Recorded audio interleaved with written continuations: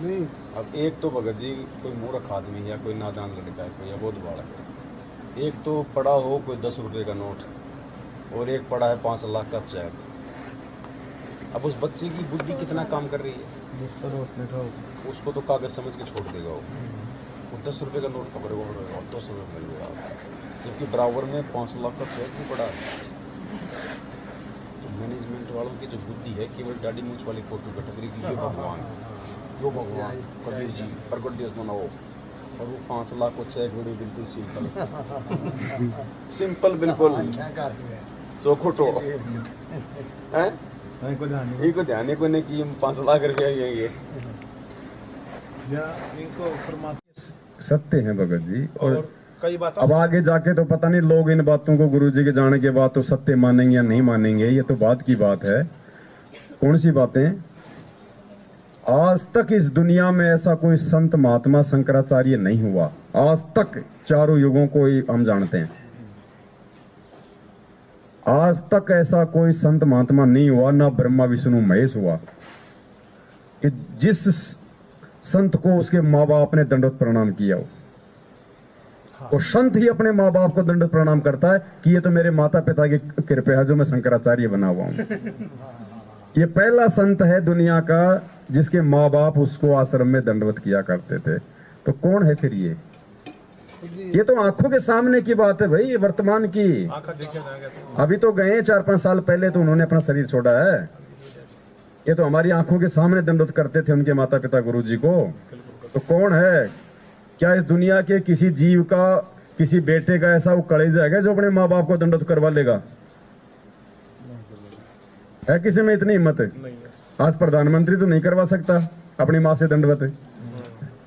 ये परमात्मा है। ये चीजें भगत जी सामान्य नहीं है, इन पे विचार करेंगे तो हमारा ध्यान जाएगा कि ये कौन है धरती पे। एक चीज और है, दास थोड़ा फिर दिमाग से निकल जाती है। अब हमने ध्यान रखना भगत जी आगे, वैसे तो आगे से वैसे तो हमने जयकारे लगानी तो छोड़ दी बाकी सबकी, खाली हम तो अपने गुरुजी का जयकारा लगाते हैं अकेले का, बाकी सर धाम और फलाना दिखाना सबकी। आगे से जो भक्ति बोध पुस्तक छुपेंगी उसमें से हम जो 3 फोटो हैं वो भी हम हटा देंगे। और जब भी कोई जिक्र आवे हमारे दादा गुरु जी का तो उनके नाम से पहले हमने स्वामी शब्द नहीं लगाना। वो स्वामी हमारे नहीं है भगत जी, ये भी काल ठगता हमारे को। संत रामपाल जी महाराज भगवान उनको स्वामी बोल सकते हैं क्योंकि उन्होंने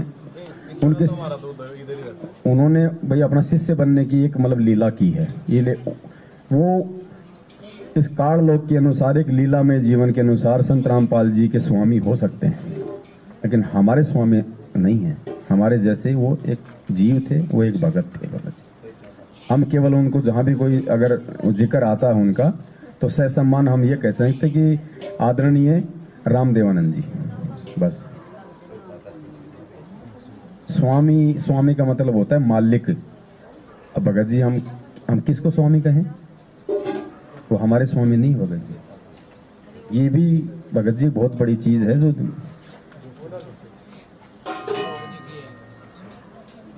क्योंकि आत्मा का स्वामी तो एक है भाई, हमको 2 स्वामी नहीं बना सकते। हमने तो दाढ़ी मूंछ वाला स्वामी छोड़ दिया। हमने तो दाढ़ी मूंछ वाले को स्वामी बोलना छोड़ दिया। तुमने वो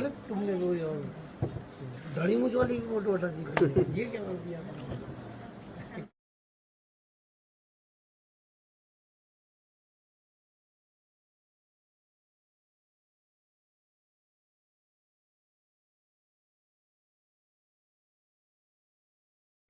परमात्मा कहते हैं जब तक तुम प्रेजेंट गुरु को भगवान नहीं मानोगे तब तक तुम्हारा मतलब कुछ हो ही नहीं सकता। अरे आत्मा एक है ना भगत जी, अभी इसके अंदर दो घुसी हुई हैं। अगर आत्मा एक है तो उसका पति भी एक ही है। सुकरात था जो बहुत बड़ा दार्शनिक हुआ है, सुकरात को जहर देके क्यों मारा गया?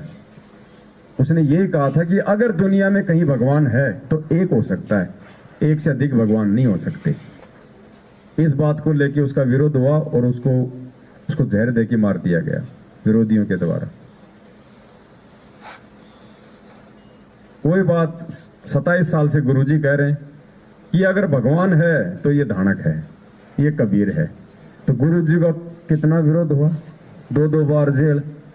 अब हम क्या कह रहे हैं, अगर वर्तमान में कोई भगवान है तो ये संत रामपाल जी भगवान है। तो देख लो आप और हमारे लग रहे हैं लट हैं? ये पहचान है भगत जी, ये पहचान है। गुरु संघर्ष कर रहा, चेला मौज कर रहा, जिंदगी में पार नहीं हो सकता। गुरु वाले लक्षण आपके साथ भी होंगे अगर आप अपने गुरु के रास्ते पे चल रहे हो तो।